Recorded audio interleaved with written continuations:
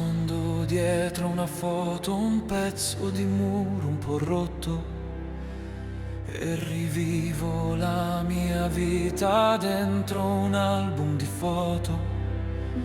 E ripenso ai miei giorni a scuola, quando sedevo all'ultimo banco, alla paura di essere interrogato ed io nascosto dietro un compagno. Io che nascondo dietro una foto, quell'immagine che in fondo non sono io, non sono io.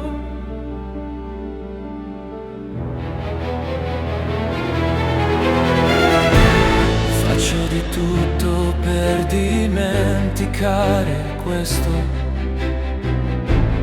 ma se mi sfiora il pensiero rivivo tutto in un momento. Forse hai ragione tu, non doveva andare così. Tu che mi guardi con